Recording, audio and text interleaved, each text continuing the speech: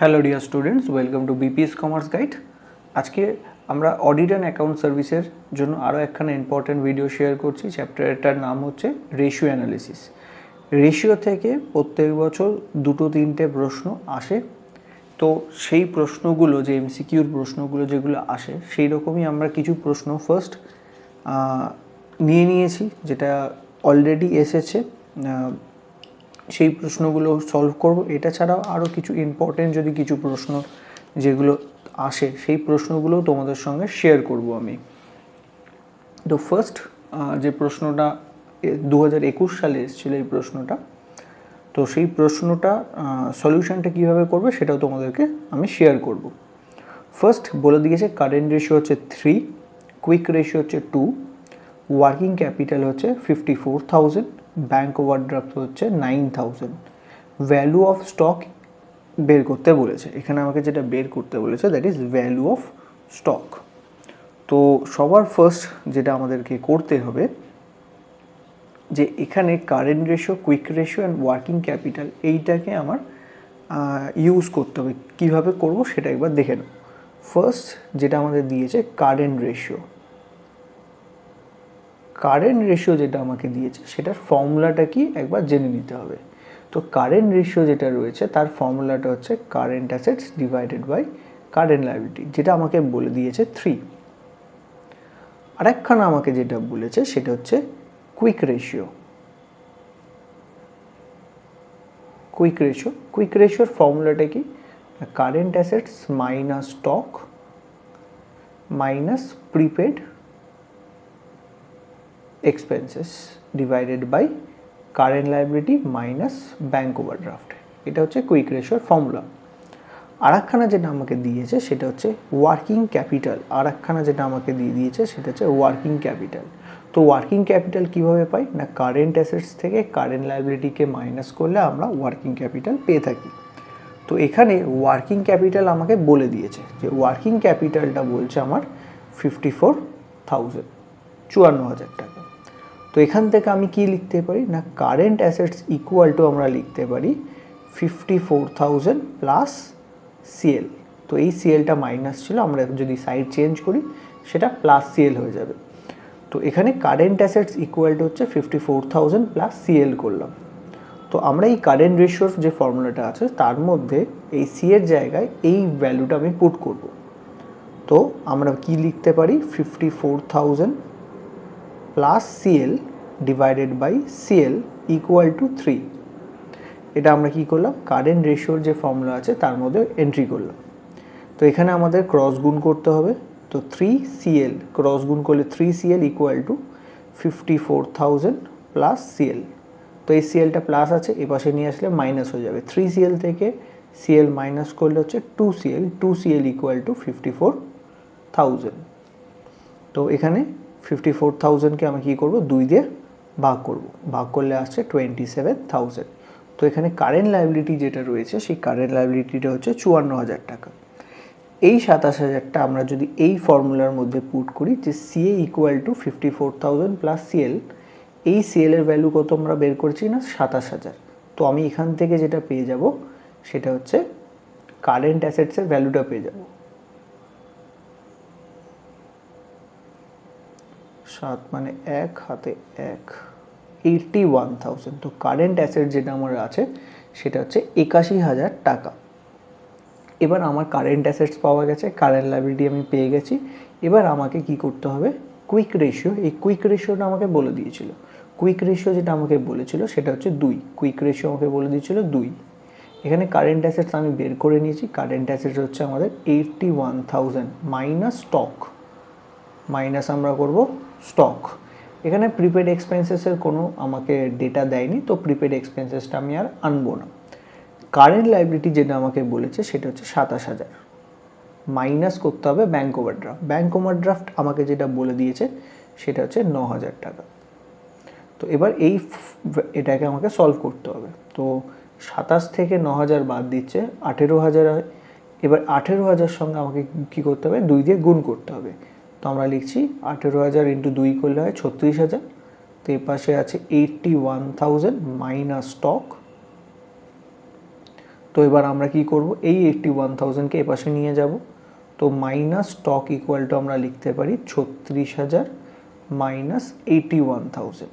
তো এটাকে যদি আমরা সলভ করি তো 81,000 মাইনাস 36,000 করলে আসছে আমাদের স্টকের যে ভ্যালুটা আসবে সেই স্টক ভ্যালু আসছে 45,000। তো এখানে যেটা আমাকে বলেছিল স্টকের ভ্যালু বের করতে, তো ফার্স্ট যে প্রবলেমটা আছে 2021 সালে যে প্রশ্নটা এসেছিল তার স্টকের ভ্যালু হচ্ছে 45 এর রুপিস আসছে 45,000, 45,000 টাকা। এটা হচ্ছে ফার্স্ট প্রশ্নের উত্তর।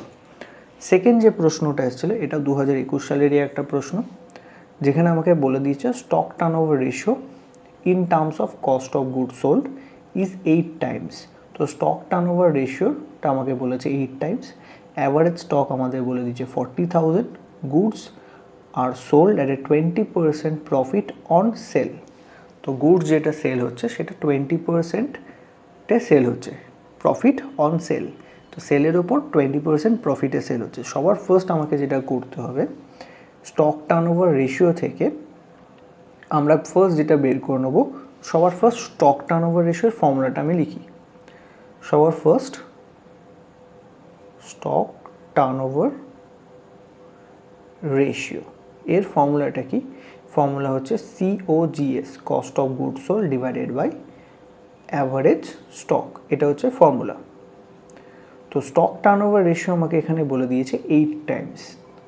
তো COGS যেটা আমাকে আছে, তো এখান থেকে আমরা অ্যাভারেজ স্টকটা আমাদের বইতে প্রশ্নে বলে দিয়েছিল, অ্যাভারেজ স্টক ছিল 40,000। তো এই ফর্মুলার মধ্যে আমরা কিন্তু সেটা ভ্যালুটা পুট করব। তো COGS ইকুয়াল টু এই অ্যাভারেজ স্টকটা ক্রস মাল্টিপ্লাই হবে 8-এর সঙ্গে। তো 8 ইন্টু অ্যাভারেজ স্টক করবো, অ্যাভারেজ স্টকের ভ্যালু হচ্ছে 40,000। তো 8 ইন্টু 40,000, 4টে 32, 3,20,000 টাকা। তো কস্ট অফ গুডস সোল্ড হচ্ছে আমার 3,20,000। তো এখানে আমাকে যেটা বের করতে বলেছে, তো আমরা এখানে কস্ট অফ গুডস সোল্ডটা বার করেছি। এবার আমাদের যেটা করতে হবে সেটা হচ্ছে গুডস আর সোল্ড আমাকে বের করতে হতো প্রফিটটা কত। তো এখানে আমাকে যেটা বলেছে goods are sold at 20% profit on sell. তো সেলের ওপর 20% প্রফিটে সেল করা হয়। তো এখানে আমাকে সাপোজ সেল, তো এখানে আমাকে সেলকে ধরতে হবে 100 টাকা, কারণ আমি যেটা বের করেছি সেটা হচ্ছে কস্ট। কস্ট আর সেল কিন্তু আলাদা জিনিস, COGS আর সেল আলাদা জিনিস। কারণ COGS হচ্ছে অ্যাকচুয়ালি গুডসটা অ্যাকচুয়াল কস্ট কত, সমস্ত খরচ যদি আমি যোগ করি যেটা পাওয়া যায় সেই গুডসের কস্ট পাওয়া যায়। আর সেল হচ্ছে, সেল মানে কি, সেল মানে আমি বুঝি কস্ট প্লাস প্রফিট। তাহলে সেল হচ্ছে কস্ট প্লাস প্রফিট। তো এখানে প্রফিট বলে দিয়েছে, প্রফিটটা হচ্ছে 20%, তার মানে 20 টাকা।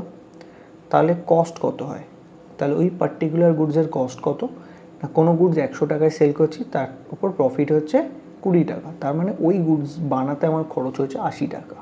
তো এখানে কস্ট অফ গুডস সোল্ড যেটা হচ্ছে সেটা হচ্ছে 80%কে রিপ্রেজেন্ট করছে। তো COGS কত পার্সেন্টকে রিপ্রেজেন্ট করছে? 80%। দ্যাট মিনস এই যে ভ্যালুটা তোমরা দেখতে পাচ্ছ COGS, দ্যাট ইজ 3,20,000, এটা হচ্ছে বেসিক্যালি 80%কে রিপ্রেজেন্ট করছে। আমার দরকার কতটা না, প্রফিটটা দরকার। আমাদের যেটা দরকার সেটা হচ্ছে প্রফিটটা কত। তো প্রফিটটা হচ্ছে আমার 20%। তো প্রফিট ইকুয়াল টু আমি বলতে পারি 3,20,000 ইন্টু 20/80। তো 20/80 কেন করলাম না, 80% হচ্ছে 3,20,000, আমার দরকার 20%-এর ভ্যালুটা কত। তো এটা করলে আসছে কত, 3,20,000-কে আমরা যদি 4 দিয়ে ভাগ করি, 4-8 32, 80,000 টাকা। তো এখানে আমাদের যে প্রফিট হয়েছে সেই প্রফিটটা হচ্ছে 80,000 টাকা। এটা আমরা অন্যভাবেও করতে পারতাম। COGS হচ্ছে 80%, তো আমরা যদি এটাকে ডাইরেক্টলি 100% মানে সেলটা বের করে নিতাম, সেলস কত হয়েছে আর 3,20,000-কে যদি 100%-এ কনভার্ট করে নিতাম 100/80, 100/80 করলে এটা আসছে আমাদের 4 লাখ টাকা। তো সেল করেছি আমরা, সেল করে কত টাকা পেয়েছি, 4 লাখ টাকা। আর গুডসের কস্ট অফ গুডস সোল্ড কত, 3,20,000। সেক্ষেত্রেও যদি আমি 4 লাখ থেকে 3,20,000 বাদ দিতাম, সেক্ষেত্রেও আমার প্রফিট আসতো 20,000 টাকা। তো তো এখানে আমরা ডাইরেক্টলি যেটা বলে দিয়েছে সেটার ওপর পার্সেন্টেজটাকে কনভার্ট করে প্রফিট বার করতে পারি, অথবা সেল বের করে সেখান থেকে সিওজিএস বাদ দিয়েও কিন্তু আমরা প্রফিটটা পেতে পারি। যেটা তোমাদের সুবিধা হবে তোমরা কিন্তু সেই প্রসেসটাই ফলো করবে এবং যেটা কুইকলি করা যেতে পারে। নেক্সট, তাহলে আমরা সেকেন্ড প্রশ্নের যে উত্তরটা পেলাম, সেকেন্ড প্রশ্নের প্রফিট হচ্ছে আমাদের 80,000 টাকা। এবার থার্ড যে প্রশ্নটা রয়েছে সেই প্রশ্নটা দেখে নেওয়া যাক। বলছে এই প্রশ্নটা 2021 সালের একটা প্রশ্ন। বলছে if price earning ratio is 20%, market price per share হচ্ছে ₹10, what will be the earning per share. তো আর্নিং পার শেয়ার কত হবে সেটা আমাকে জিজ্ঞাসা করছে। তো এখানে আমাকে যেটা দিয়েছে প্রাইস আর্নিং রেশিও, তো পিই রেশিও। পিই রেশিও মানে কি, market price divided by earning per share, earning per share, P ratio এটাকে বলা হয়। তো পি রেশিওর ফর্মুলা হচ্ছে market price per share divided by earning per share. তো এখানে আমাদের যেটা বলে দিয়েছে পি রেশিও বলেছে 20%, পি রেশিও যেটা আমাদের আছে সেটা হচ্ছে 20%। তো এখান থেকে আমাকে যেটা বার করতে হবে, এখানে আর একটা যেটা জিনিস বলে দিয়েছে সেটা হচ্ছে মার্কেট প্রাইস। তো এখানে আমরা কি করব, মার্কেট প্রাইসটা কত বলেছে, এখানে আমাকে বলে দিয়েছিল মার্কেট প্রাইস হচ্ছে 10 divided by EPS equal to হচ্ছে 20%। তো মার্কেট প্রাইস ছিল 10 ডিভাইডেড বাই ইপিএস, যেটা আমরা জানি না, ইকুয়াল টু বলেছিল 20% আসবে। তো এখানে আমরা কি করব, সাইডটা চেঞ্জ করব, ক্রস মাল্টিপ্লিকেশন করলে 20%-এর নিচে চলে আসবে। তো এখান থেকে আমরা লিখতে পারি ইপিএস ইকুয়াল টু 10/20%। তো 10 যদি 20% করি, ভ্যালুটা আসে 10 ডিভাইডেড বাই 20%, মানে 5 দিয়ে গুণ করতে হবে, তাহলে 50 টাকা, তাহলে ₹50। ইপিএস যেটা আসবে সেটা হচ্ছে ₹50, 50 টাকা। তো নেক্সট, এরপর আমরা পরের প্রশ্নটায় যাব। পরের প্রশ্নে আমাকে বলে দিয়েছে প্রফিটটা আমাকে যেটা বলেছে,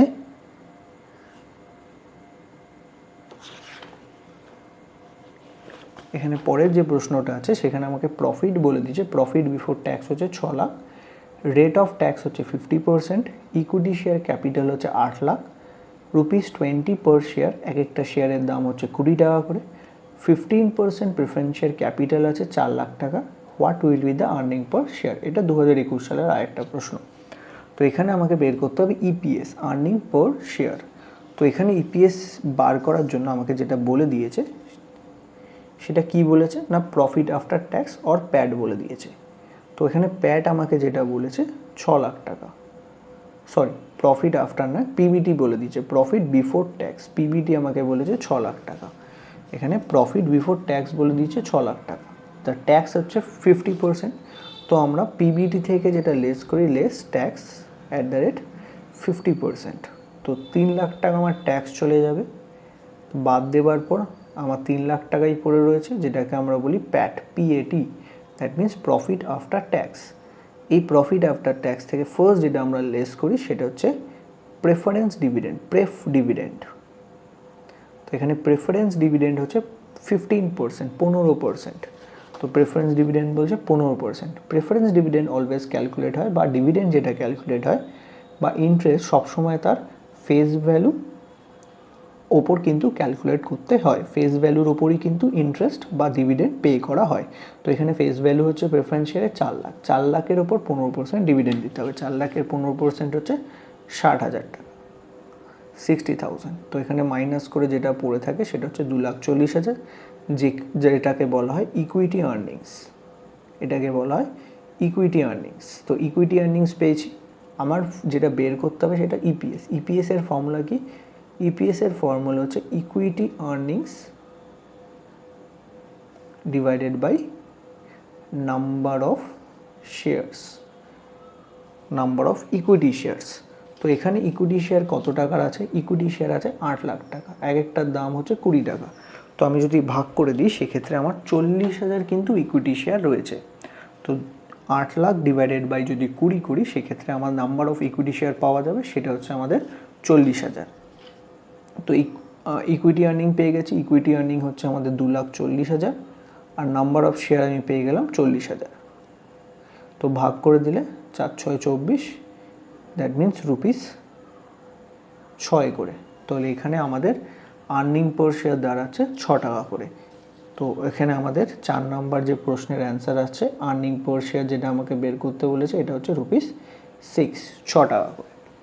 এবার নেক্সট আমরা যে প্রশ্নটা করব, পরের প্রশ্ন বলেছে ইফ কারেন্ট রেশিও ইজ 3:1। তো কারেন্ট রেশিও যেটা আমাকে বলেছে, পরের প্রশ্ন কারেন্ট রেশিও আমাকে বলে দিয়েছে 3:1। Payment of 20,000 made to creditors. তো 20,000 টাকা আমরা পে করেছি ক্রেডিটার্সকে, what will be the new current ratio. তো নতুন কারেন্ট রেশিও কী হবে সেটা আমাকে জিজ্ঞাসা করেছে। তো এখানে আমরা পরের যে প্রশ্ন 6 নাম্বার, যেখানে আমাকে বলে দিয়েছিল কারেন্ট রেশিও, কারেন্ট রেশিওর ফর্মুলা কি না, current assets minus current liability, যেটা আমাকে বলে দিয়েছে 3:1 বা 3/1 এখানে আমরা লিখব। তো এরপরে আমাকে যেটা বলেছে সেটা হচ্ছে পেমেন্ট করছি ক্রেডিটার্সকে কত টাকা না 20,000 টাকা। তো ক্রেডিটার্সকে যদি আমি পেমেন্ট করি তো ফার্স্ট আমাকে জার্নালটা জানতে হবে। তো কি ইমপ্লিকেশন আসছে না, আমি যদি ক্রেডিটার্সকে 20,000 টাকা পে করি তাহলে ক্রেডিটার্সের যে ভ্যালু সেটা 20,000 কমে যাবে। সঙ্গে সঙ্গে আমাদের কিন্তু কারেন্ট অ্যাসেট মানে ক্যাশের টাকা, ক্যাশ অ্যামাউন্ট বা ব্যাংক ব্যালেন্স কিন্তু 20,000 টাকা কমবে। কারণ আমি পেমেন্ট করছি, পেমেন্ট করলে ক্যাশের ব্যালেন্স 20 কমবে এবং ক্রেডিটার্সের ব্যালেন্সও 20,000 কমে যাবে। তো কারেন্ট অ্যাসেটসও 20 কমবে, কারেন্ট লায়াবিলিটিও কিন্তু কমে যাবে 20,000 টাকা। তাহলে নতুন রেশিওটা কী হবে সেটা আমাকে জিজ্ঞাসা করেছে। তো এটার ক্যালকুলেশন করার জন্য আমি কী করছি, এই জিনিসটাকে আরেকটু সিম্পলিফাই করে নিচ্ছি। আমি ধরে নিচ্ছি এখানে কারেন্ট লায়াবিলিটি বলেছে current assets by current liability, যেটা আমাকে বলছে 3/1। তো কারেন্ট অ্যাসেটস যেটা আছে সেটা 3 আছে, সেটাকে আমি ধরে নিচ্ছি 3 লাখ টাকা, ডিভাইডেড বাই যেটা কারেন্ট লায়াবিলিটি 1 ছিল সেটাকে আমি ধরে নিচ্ছি 1 লাখ টাকা। তো আগে আমার কারেন্ট অ্যাসেট ছিল 3 লাখ এবং কারেন্ট লায়াবিলিটি ছিল 1 লাখ, কারণ আমি 3/1 ছিল, 3 ছিল একটা 1 ছিল, 3টাকে আমি 3 লাখ করে নিয়েছি, 1টাকে 1 লাখ করেছি, মানে সমানভাবেই কিন্তু বাড়িয়ে দিয়েছি। তো এখান থেকে আমার কারেন্ট অ্যাসেটস থেকে যে অ্যামাউন্টটা কমবে সেটা 20,000, আর কারেন্ট লায়াবিলিটি থেকেও যেটা কমবে সেটাও কিন্তু 20,000 টাকা। তো 3 লাখ থেকে 20,000 বাদ দিলে পড়ে থাকে 2,80,000, আর 1 লাখ থেকে 20,000 বাদ দিলেও পড়ে থাকে কিন্তু 80,000।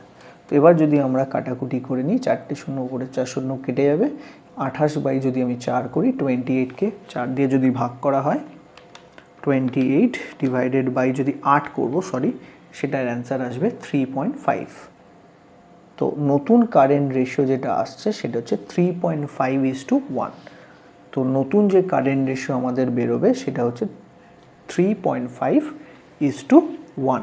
তো এখানে আমরা আরেকবার তোমাদের বলে দিই কী করলাম। কারেন্ট রেশিও আমাকে বলে দিয়েছিল, কারেন্ট রেশিওর ফর্মুলা কি না CA/CL। তো CA আমার দিয়েছে 3 আর CL হচ্ছে 1। তো CA-কে আমরা এখানে কি হচ্ছে না আমাকে বলেছিল 20,000 টাকার ক্রেডিটার্স পেমেন্ট হবে। তো ক্রেডিটার্স পেমেন্ট যদি আমি 20,000 টাকা করি সেক্ষেত্রে ক্রেডিটার্সের ব্যালেন্স 20,000 কমবে, প্লাস ক্যাশ ব্যালেন্সও কিন্তু 20,000 কমে যাবে। ক্যাশ কিন্তু কারেন্ট অ্যাসেটসের একটা আইটেম, তো কারেন্ট অ্যাসেটসও কিন্তু 20,000 কমবে। তো আমি এই রেশিও থেকে নতুন রেশিও কীভাবে ক্যালকুলেট করব, যার জন্য আমি 3টাকে করে দিয়েছি 3 লাখ টাকা আর 1টাকে করে দিয়েছি 1 লাখ টাকা। তো এই 3 লাখ থেকেও আমার 20,000 কমবে, 1 লাখ থেকেও কিন্তু 20,000 কমে যাবে। তো 3 লাখ থেকে 20 কমলে 2,80,000, আর 1 লাখ থেকে 20,000 কমে গেলে 80,000। এবার এটাকে কাটাকুটি করতে হবে তোমাকে, যেটা ব্যালেন্স আসছে 3:1। তো নতুন যে কারেন্ট রেশিও আসবে সেই কারেন্ট রেশিওটা দাঁড়াচ্ছে 3:5:1। এটা গেল 6 নম্বর প্রশ্নের অ্যান্সার। এবার আমরা যেটা নতুন প্রশ্ন করব সেটা হচ্ছে current ratio measures. Current ratio কি মেজার করে না, কারেন্ট রেশিও মেজার করছে the liquidity of the business. Current ratio basically short term যে লিকুইডিটি আছে সেইটা মেজার করে। এটা হচ্ছে 7 নাম্বার, এটাও একটা ইয়ারেরই প্রশ্ন। নেক্সট যেটা প্রশ্নটা ছিল সেটা হচ্ছে আইডিয়াল কারেন্ট রেশিও কত। আইডিয়াল কারেন্ট রেশিও হচ্ছে 2:1। নেক্সট আইডিয়াল লিকুইড রেশিও কত। আইডিয়াল লিকুইড রেশিও মনে রাখবে 1:1। আইডিয়াল লিকুইড রেশিও হচ্ছে 1:2। 1। এরপরে নেক্সট যে পরের প্রশ্নটা আছে সেটা আমরা দেখে নিই। To measure the soundness of long term financial position which ratio is computed. যদি লং টার্ম ফিনান্সিয়াল পজিশন আমাকে পজিশনের জানতে হয় কেমন রয়েছে লং টার্মে কোম্পানির ফিনান্সিয়াল পজিশন, সেক্ষেত্রে আমি কোন রেশিওটাকে অ্যানালাইজ করব, সেক্ষেত্রে আমাকে যে অ্যানালাইজ করতে হবে সেটা হচ্ছে depth equity ratio. Long term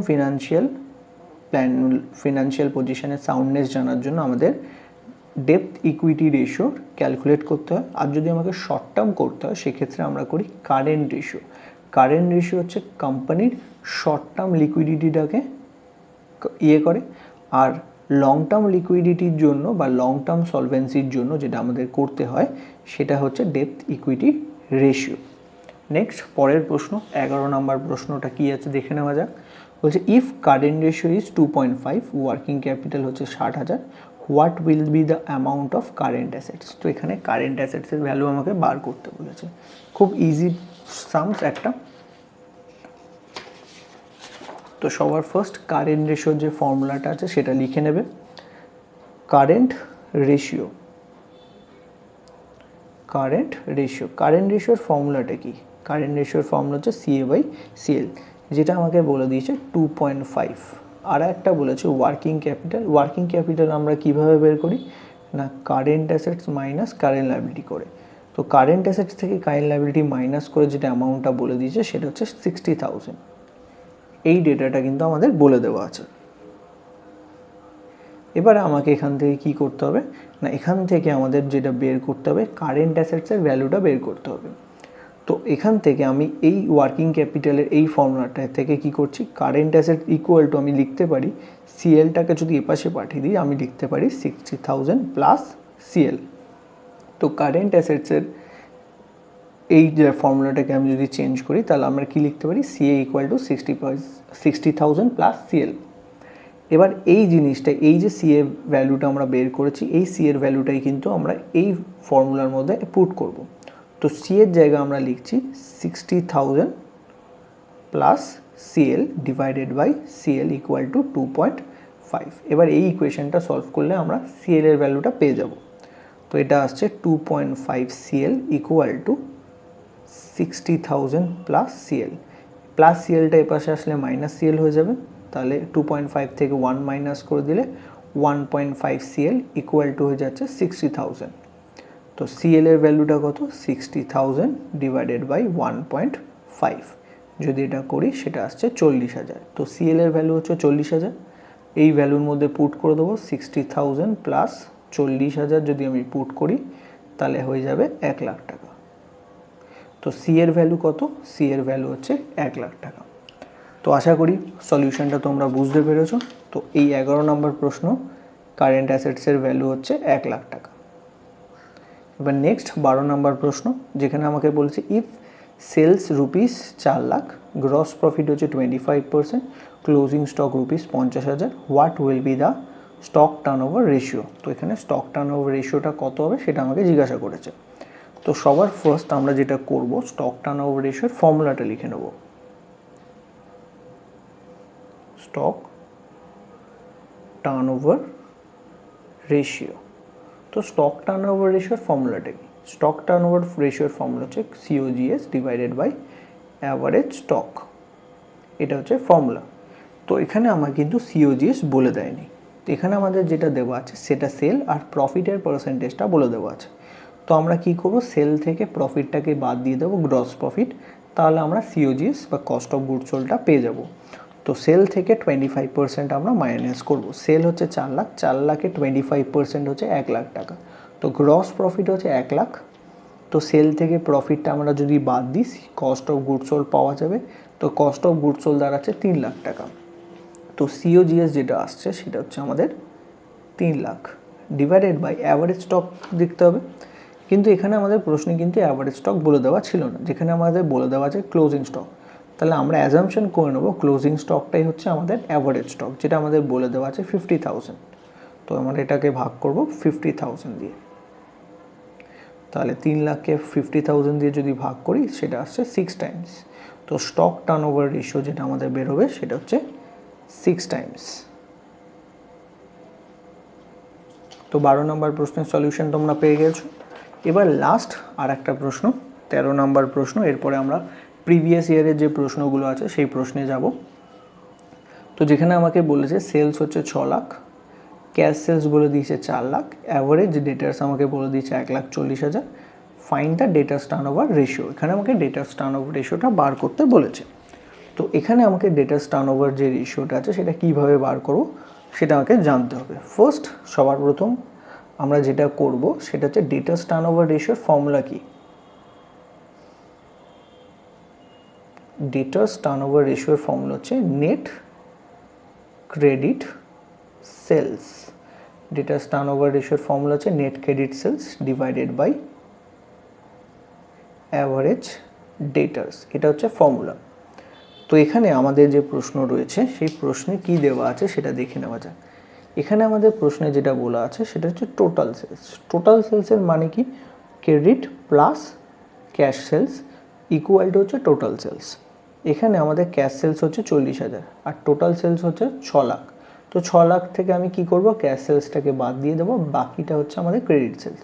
তাহলে 5,60,000 হচ্ছে আমাদের ক্রেডিট সেলস। 6 লাখ থেকে 40,000 বাদ দিয়ে দাও, তাহলে আমরা ক্রেডিট সেলস পেয়ে যাব। তো ক্রেডিট সেলস যেটা আসছে আমাদের 6 lakh minus 40,000 divided by average debtors করতে হবে। অ্যাভারেজ ডেটার্স যেটা আমাদের বলে দিয়েছে সেটা হচ্ছে 1,40,000।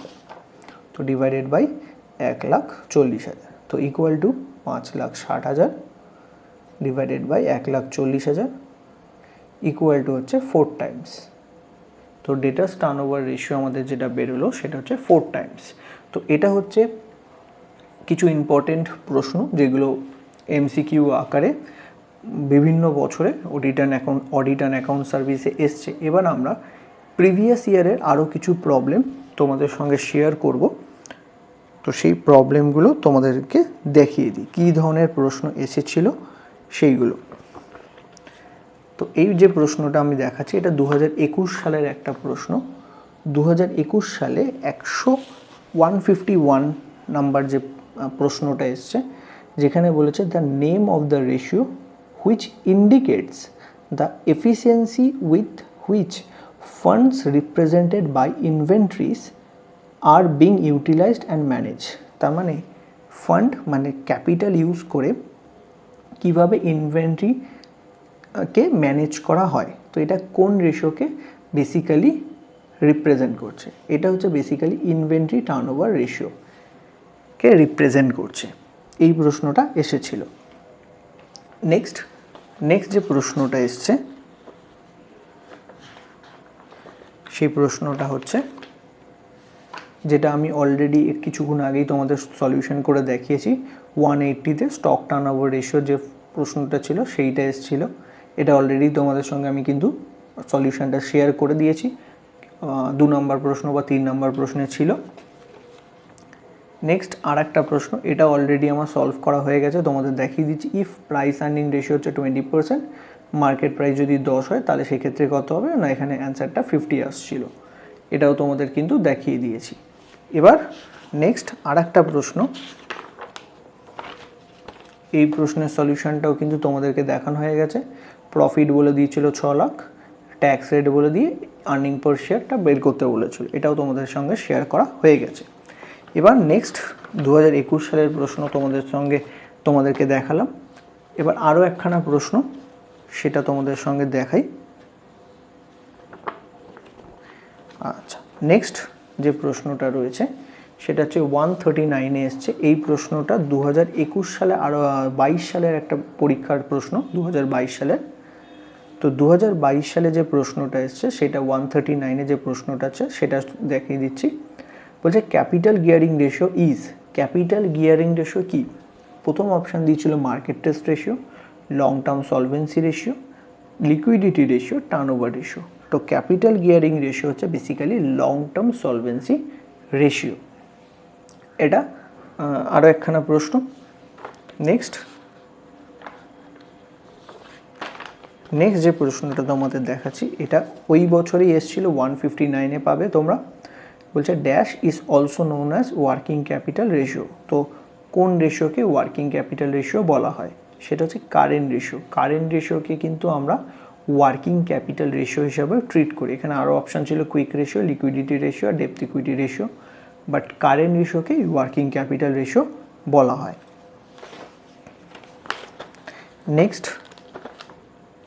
নেক্সট আর একটা প্রশ্ন এসছে, সেটা হচ্ছে 169-এ পাবে তোমরা, যেখানে আমাকে বলছে which of the following shows companies negative working capital. তো নেগেটিভ ওয়ার্কিং ক্যাপিটাল বলতে কি বুঝি? তো ওয়ার্কিং ক্যাপিটালের ফর্মুলা হচ্ছে সিএ মাইনাস সিএল। সিএ মানে কারেন্ট অ্যাসেট থেকে কারেন্ট লায়াবিলিটি মাইনাস করলে আমরা কি পাই? ওয়ার্কিং ক্যাপিটাল পাই। যদি সিএ থেকে সিএল বাদ দিয়ে যদি অ্যামাউন্টটা পজিটিভ থাকে সেক্ষেত্রে আমরা বলি পজিটিভ ওয়ার্কিং ক্যাপিটাল। আর যদি সিএল এর ভ্যালু যদি বেশি হয়ে যায়, সাপোজ সিএল এর ভ্যালু যদি বেশি থাকে, কারেন্ট লায়াবিলিটি ধরো 2 লাখ আছে আর কারেন্ট অ্যাসেটস 1 লাখ আছে, সেক্ষেত্রে ওয়ার্কিং ক্যাপিটাল মাইনাস 1 লাখ টাকা দেখাবে। দ্যাট মিনস কারেন্ট অ্যাসেটসকে কী হতে হবে না, ছোট হতে হবে, কম হতে হবে কম্পেয়ার টু কারেন্ট লায়াবিলিটি। তো এখানে যে অ্যান্সারটা কারেক্ট অ্যান্সার হবে সেটা হচ্ছে current assets should be less than current liability. Current assets less than current liability. First সিচুয়েশনটা বলেছিল current assets equal to current liability. Second হচ্ছে current assets greater than current liability. That means current assets greater than current liability. Current assets current লায়াবিলিটির থেকে বেশি, that means এই সিচুয়েশনে positive working capital দেখাবে। C option আমাকে বলেছে current assets less then current liability, যেখানে কারেন্ট অ্যাসেটস কম। তো আমরা সেটাই নেগেটিভ ওয়ার্কিং ক্যাপিটাল বলবো। তো কারেক্ট যে অ্যান্সারটা হবে সেটা হচ্ছে পয়েন্ট সিতে। তো এগুলো হচ্ছে 2022 সালের প্রশ্ন। তো 2022 সালের পর আমরা যেটা যাচ্ছি সেটা হচ্ছে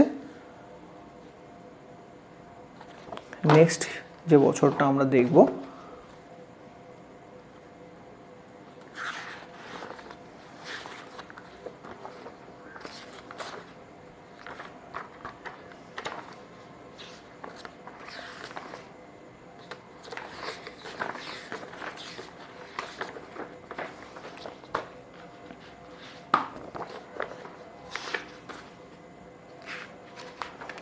নেক্সট যে বছরটা আমরা দেখছি সেটা হচ্ছে 2023 সালে যে পরীক্ষাটা হয়েছিল সেটা।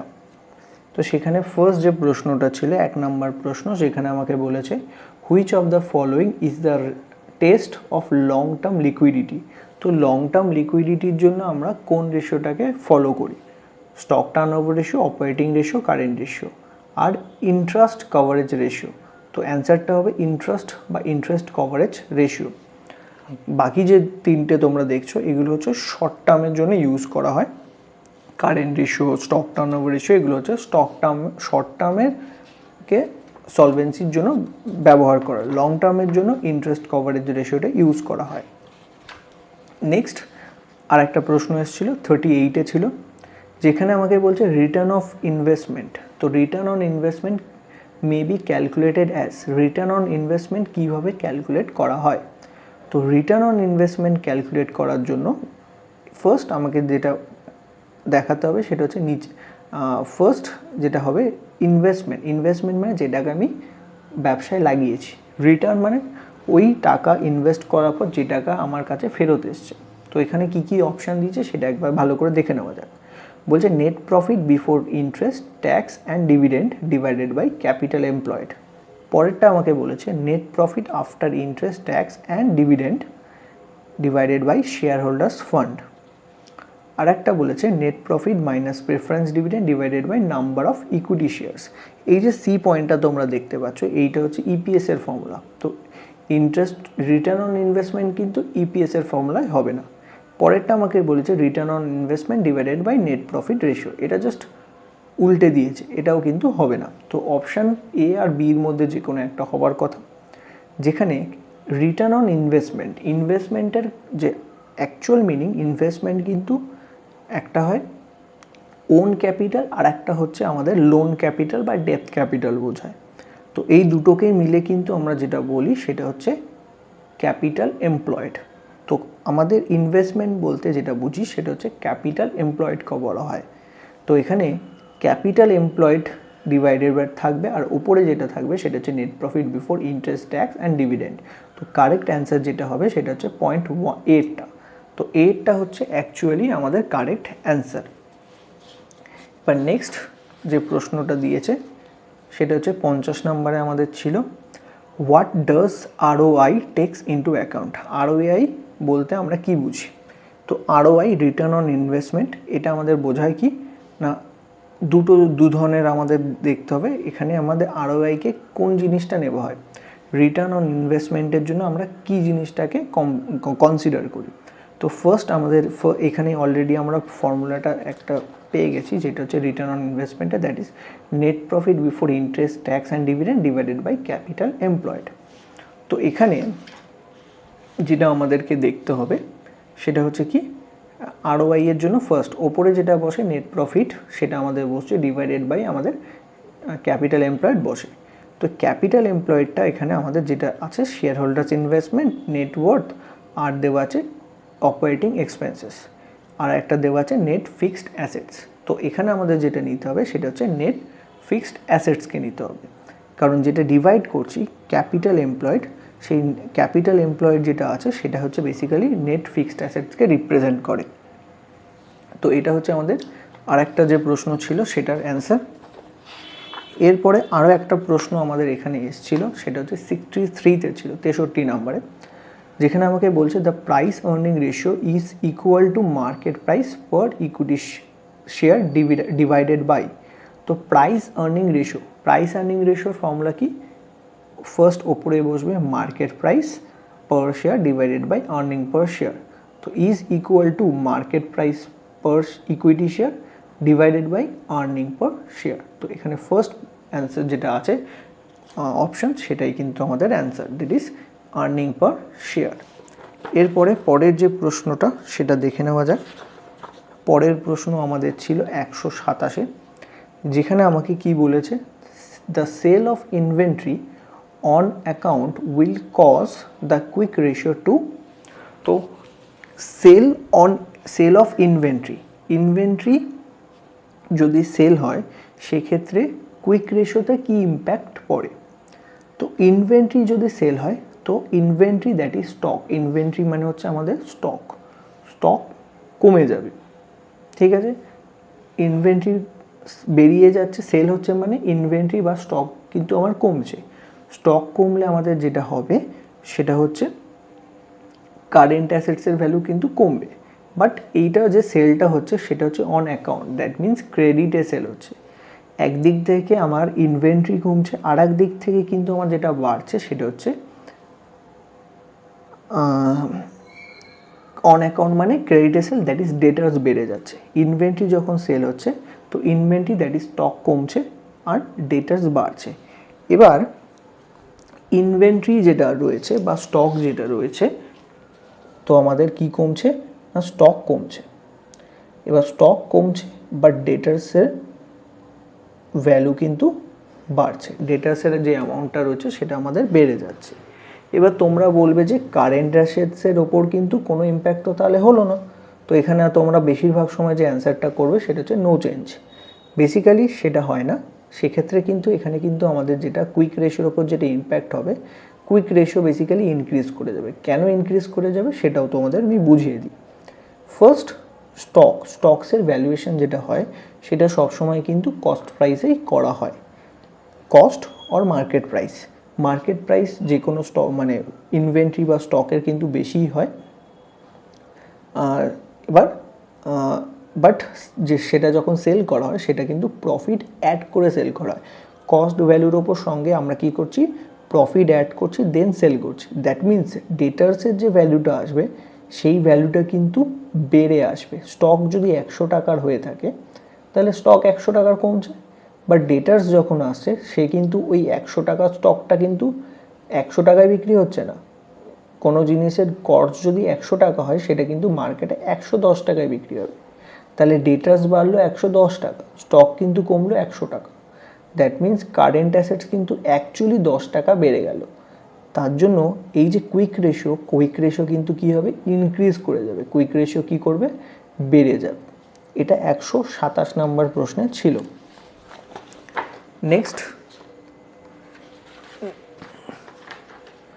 নেক্সট আমরা যে ইয়ারে যাব সেটা হচ্ছে 2017 সাল।